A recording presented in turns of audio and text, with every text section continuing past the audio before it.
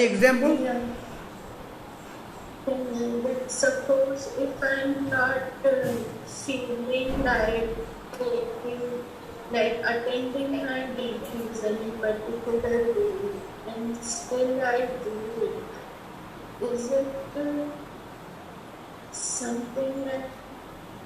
I don't really hear what you're saying, but anyway, because your sound is breaking. Yeah. Somebody can paraphrase what she's saying.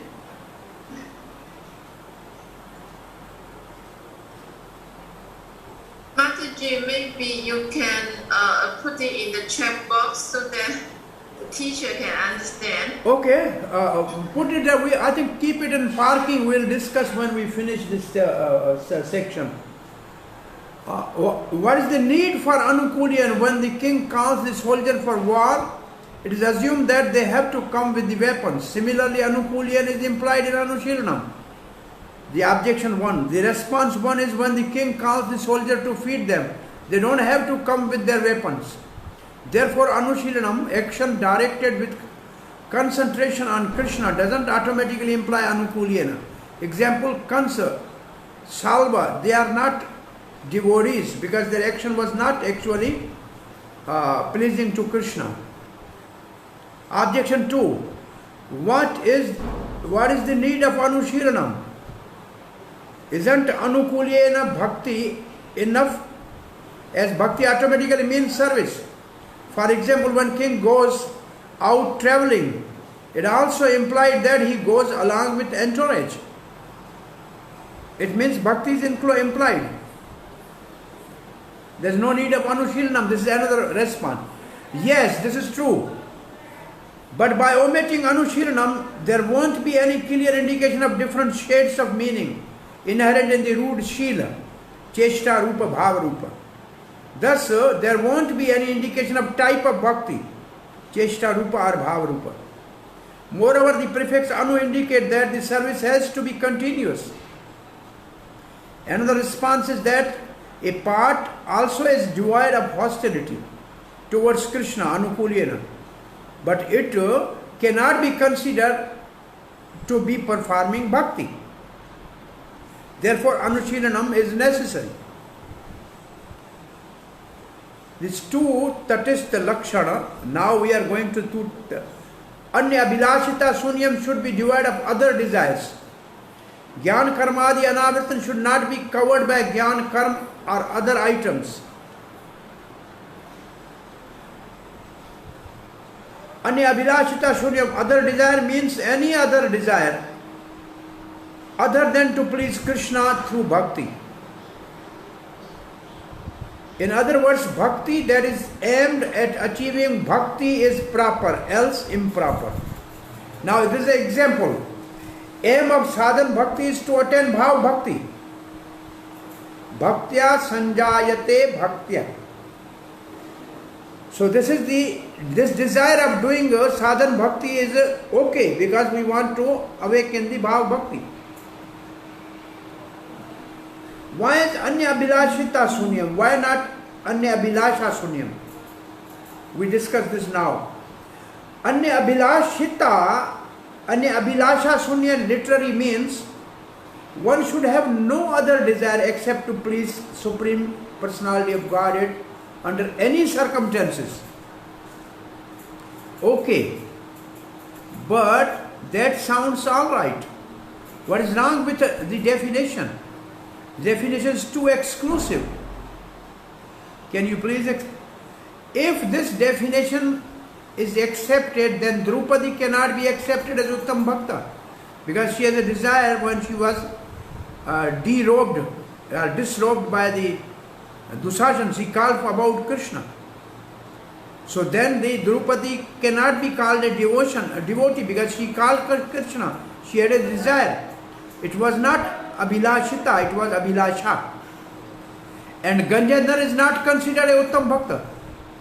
Just as Gajendra, because Gajendra is not considered Uttam Bhakta because he was enjoying with the she-elephants and it was not his desire to please Krishna. So he also called for the help, but he is not Uttam Bhakta. while Draupadi is Uttam Bhakta. These are the two examples based on Abhilasha and Abhilashita.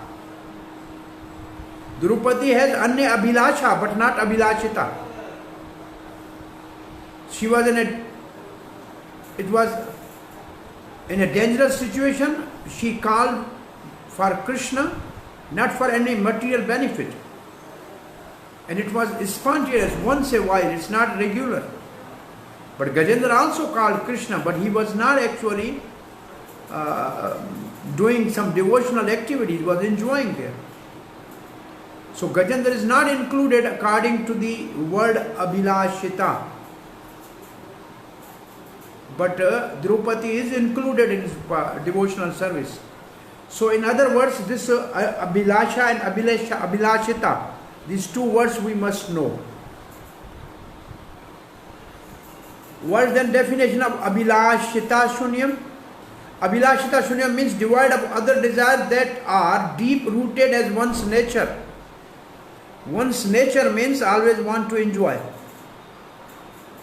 In a death-threatening situation, a devotee might ask for the Lord to save him. This is just a temporary desire. It's not a nature of the desire. Deep-rooted. And it's not a desire that is deep-rooted in his nature. Hence, it is not harmful to the bhakti. Again, the example is Gajendra versus Draupadi. Gajendra is not Uttam Bhakta. His desire was Abhilashita. But Draupadi was Uttam Bhakta because her desire was Abhilasha.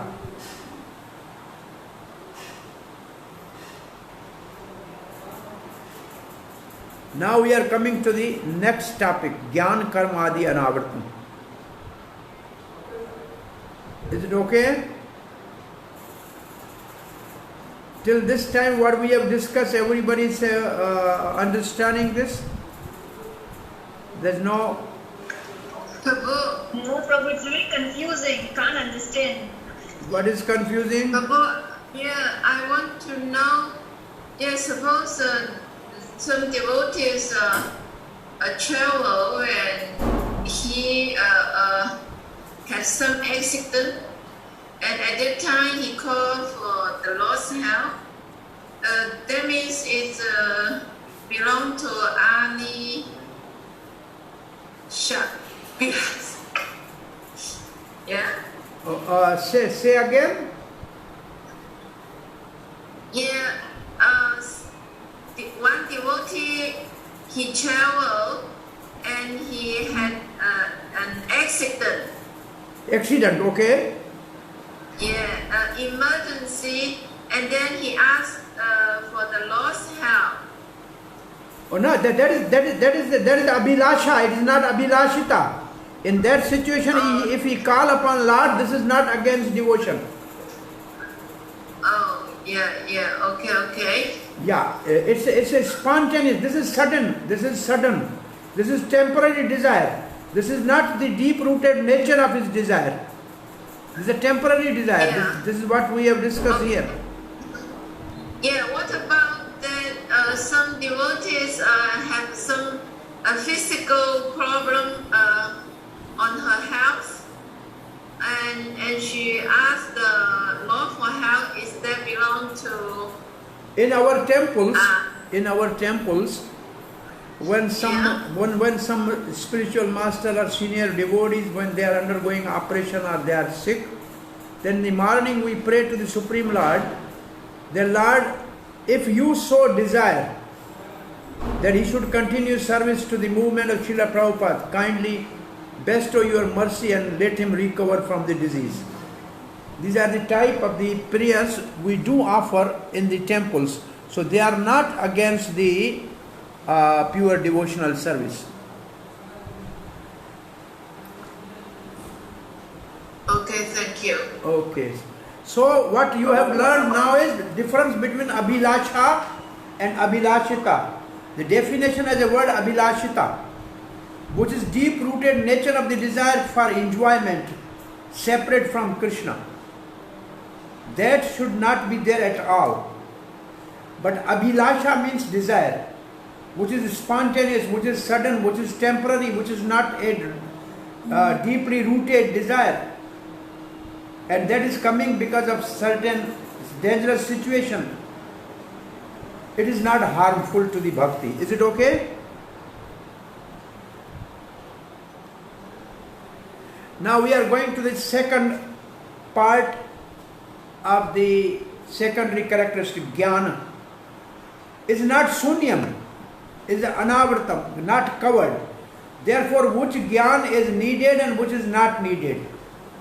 Here the jnana does not refer to inquiring about worshipable form of the Lord and his names, pastime, etc. Such knowledge is not to be rejected. It means reading Bhagavad Gita is also jnana. That is not rejected. Which jnana is rejected then? The jnana or knowledge that needs to be rejected refer to philosophical speculation that leads to the conclusion of voidism or impersonalism. That jnana is rejected. Now you read our book. Come on and continue reading our book.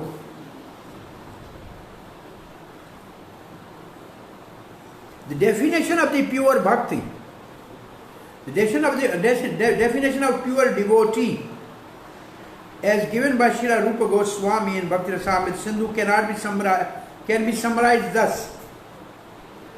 Where are we already?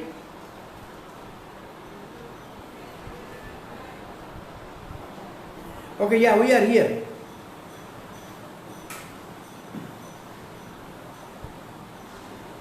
Summarize thus, his service is favorable and is always in relation with Krishna. In order to keep the purity of pure Krishna conscious activities, one must be freed from material desires. Now, from here the secondary characteristics are starting in our book. You may make a note on the side of the book that in order to keep purity of such Krishna consciousness, this is the secondary character. One must be freed from material desires and philosophical speculation. Anya vilasita shunyam jnana karma adi anavartam. Any desire except for service of Krishna is called material desire. This is called anya vilasita. And the philosophical speculation referred to the sort of speculation which ultimately arrive at the conclusion of voidism or impersonalism. This is jnana, which is rejected. This conclusion is useless for Krishna consciousness. Only rarely by philosophical speculation, only rarely by philosophical speculation means jnana.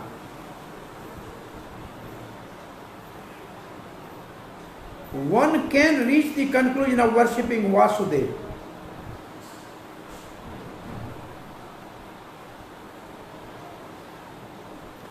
This is confirmed in Bhagavad Gita itself.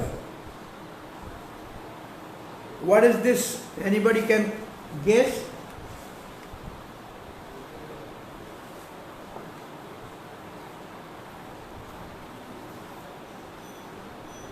Can somebody guess this?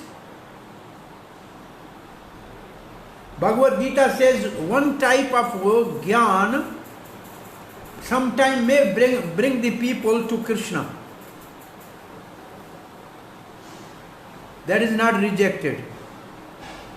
Where is this and what is that jnana in Bhagavad Gita?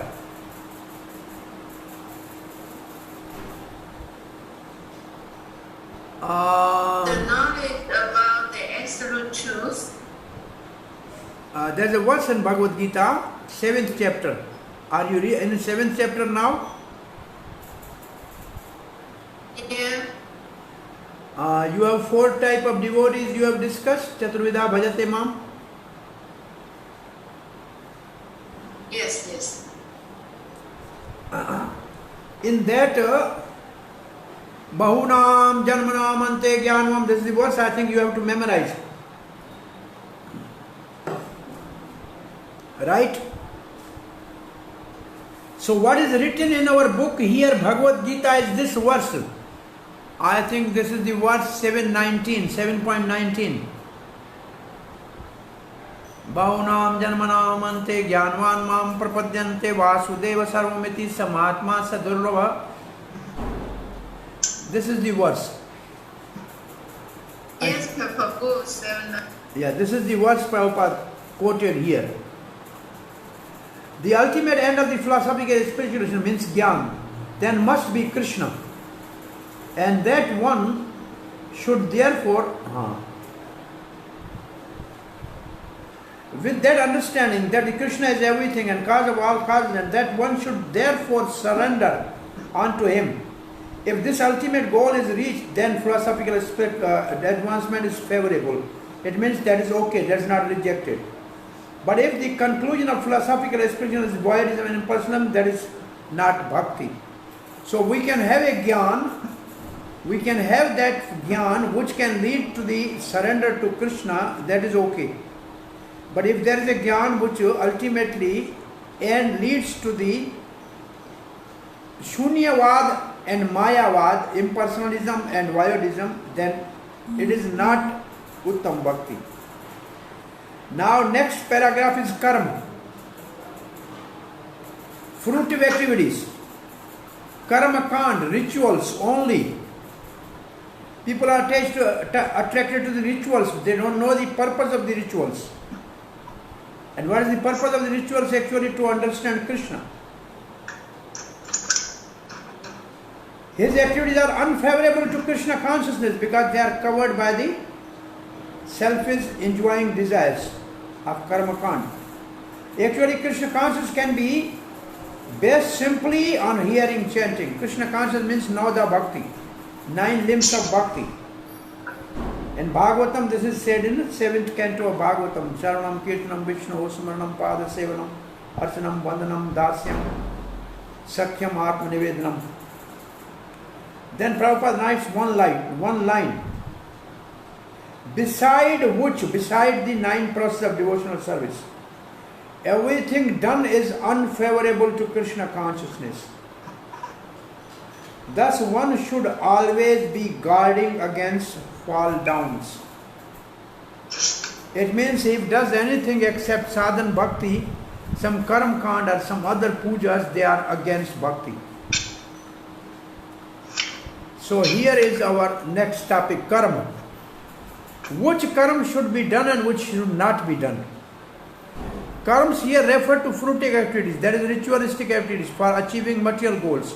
Such activities must be rejected as they are not favorable for bhakti. But which karmas can be done? Deity worship is a karma that we should do. Cooking in a kitchen for Krishna, making prasad is a karma that should be done. That karma is not rejected. Now what is the meaning of Adi? Adi means extra, etc. Referring to the other processes like yoga, Sankhya, renunciation and so on, which are not favorable to bhakti. So now Anyabhilashitasam, Gyan Karma Adi, Anavartam, not covered. This is over here. Is it okay?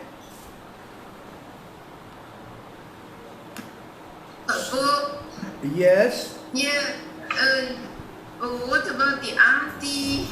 Those Sankhya, Yoga. What about? Say again. That's Adi. The meaning of the Adi. Adi means etc. Yeah, those Sankhya and renunciation is also favorable to bhakti. They are not favorable. They should not cover astrology, yoga, Sankhya, renunciation. They should not overrule bhakti. Oh yeah. They are not favorable for bhakti, for Uttam Bhakti. Again, we are seeing the same thing in a different language. What Gyan are you calling about? Gyan refer to knowledge of impersonal Brahm and other such knowledge that can cover one's appreciation of bhakti. What karma are you talking about? Karma refer to Nitya and Naimittik karma and not action related to serving Krishna. This is Nitya and Naimittik means Nitya means every day people are doing puja in their house, they are showing the incense to the devotion, to the some picture. Naimitic means on some certain occasion they do yajna. That is not needed for bhakti. Hare Krishna. Yes. Prabhuji, this particular slide is not there in the PPT. It is not your PPT. It is not your PPT. I am using some other PPT. Oh, okay. Yes, I am using something else now.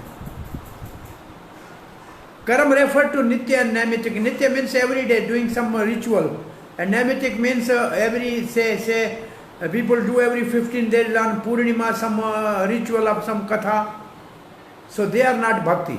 And Adi means what, etc. Vairagya, Sankhya, Yoga, they obstruct pure bhakti.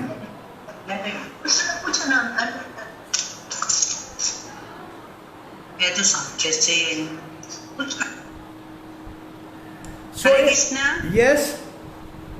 Prabhuji, how Sankhya is not related to Bhakti? Because I think because of Sankhya knowledge only I like to enter into Bhakti.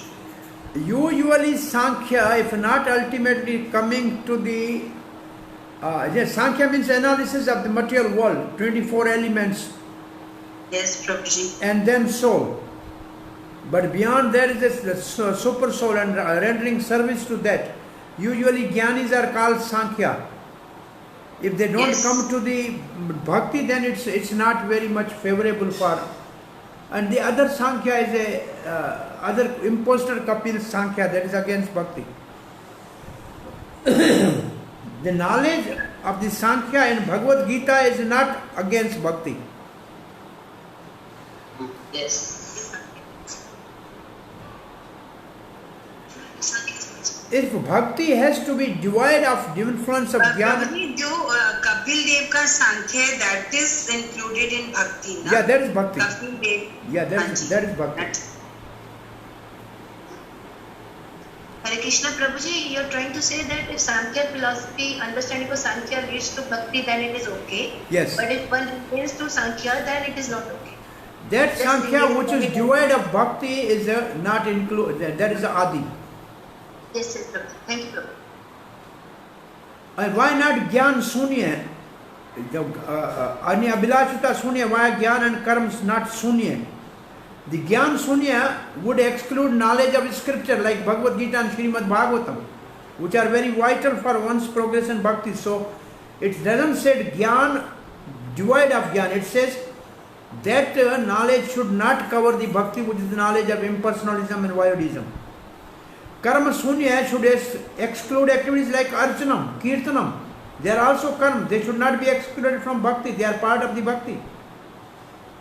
Therefore, this definition forbids only those type of jnana and karma that cover bhakti. Therefore, it is anavartam, not shunyam.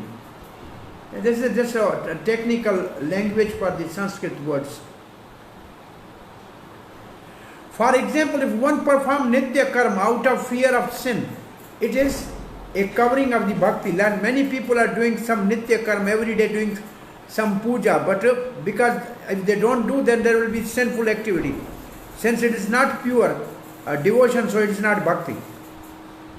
Like I told you, every day in every house people have this incense showing to some picture and then going. This is not bhakti, pure bhakti. And also if one performs them with a faith and it will produce bhakti, it is also covering. But if a great devotee performs Shraddha just to teach common people without faith in their absolute nature, it is not anavartam. These are some very minute detail. What is minute detail?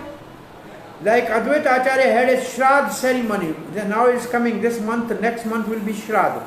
Shraddha means something to offer to the departed souls, which is actually karmakand. A devotee usually don't perform. But Advaita Acharya performed that and invited Haridas Thakur. So it's not covering bhakti because he wanted to make an example that other people should not give up.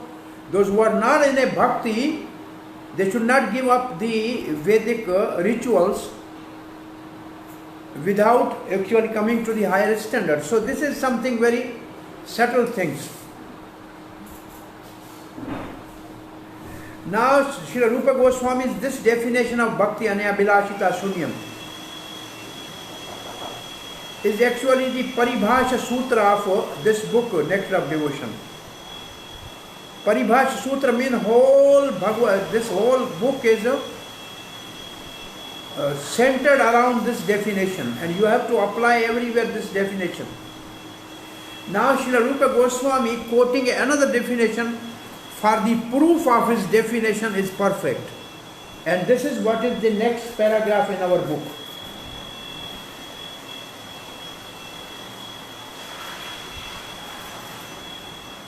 Srila Rupa Goswami also quoted within a definition of Narada Pancharatra. This is the definition. So, I am coming back to our original slides.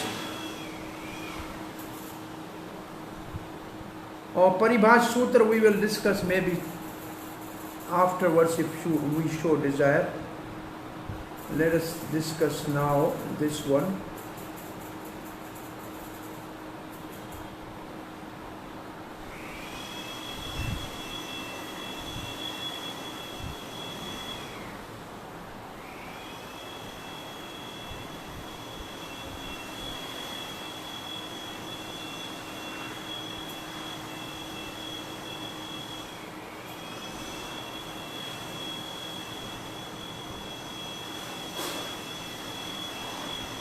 Hare Krishna. So this is the definition from this Narada Pancharatra, which is quoted from Sri Chaitanya Charitamrita. I am reading this verse. You can repeat without unmuting. Sarvopadi vinor muktam tatapartavena nirmalam Rishikena Rishikesha Shevanam Bhaktir Uchyate. Sarvopadi Vinurmuktam, free from all kinds of material designation, or free from all desire except the desire to render service to the Supreme Personality of God. Tat Partavena, by sole purpose of serving the Supreme Personality of God. Nirmalam, uncontaminated by the effect of the spiritual knowledge, research and fruitive activities. Rishikena, by purified senses free from all designation. Rishikesh Isha, the master of the senses. Sevanam, the service to satisfy the service senses. Bhakti, devotional service. Uchyate said. Bhakti or devotional service means engaging all our senses service of the Lord, the Supreme Personality of God, and the master of all senses. When the spirit soul renders service unto the Supreme, there are two side effects. One is freed from material designations, and one's senses are purified simply by being employed in the service of the Lord. So this is the definition of the pure devotional service, to give the proof for the definition given by Srila Rupa Goswami, Anyabilashita Shunyam. So he is quoting a verse from the Narada Pancharatra, Narada Bhakti. And now this is something given in your slide, equivalent of the two verses. Sarva Upadi Vinurmuktam is equal to Anyabilashita Shunyam. Both are same. Which means free from all material designation or desires. Tattapartavena is equal to Anukulyena, with devotion to him. Nirmalam is equal to Gyan Karmadi Anavartam, without blemish. And Rishikena Sevanam means Anushilanam. And Rishikesh means Krishna. So this is our introduction is over by now. You can read the last paragraph of our book. Somebody can read the last paragraph? Should I read my name? Whoever will volunteer. As long as one identifies himself as belonging to a certain family, a certain society, or a certain person, he is said to be covered with designations when one is fully aware that he does not belong to any family, society, or country, but is eternally related to Krishna. He then realizes that his energy should be employed not in the interest of so-called family, society, or country, but in the interest of Krishna. This is purity of purpose and the platform. I'm sorry, where I'm giving class, I'm using somebody's office and all the owner of the office have arrived. So we have completed our introduction. Simply I wanted to just add 2 more lines, and then tomorrow we will continue from the chapter 1, and we will discuss something about this definition as well. So there is a one thing only. This verse, Anyabhilashita Shunyam, is a Paribhasha Sutra of Bhakti Rasamrita Sindhu. This one line you should remember. Paribhasha Sutra is a thesis statement upon which the entire book is based. So whole book is based on this definition. So you must know this definition in and out. Similarly, there is Paribhasha Sutra of Srimad Bhagavatam is Ete Chancha Kalaha Purusha Krishnastu Bhagavan Swayam.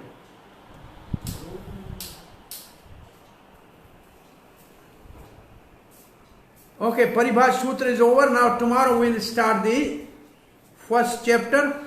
If you have any question or comment, maybe after 10 minutes, I can connect you again, and if you have question, you can ask me. Is it okay? Thank you very much. Hare Krishna. Thank you, Prabhu. Hare Krishna. So, Prabhuji, are you coming back after 10 minutes? I think I'm going in my room. I can use my mobile phone for a question answer if they want. Oh, okay, Prabhu. Yes, Prabhu, I need that. Okay. What happens? The internet stopped in your room? Yeah, for 3 days there's a problem.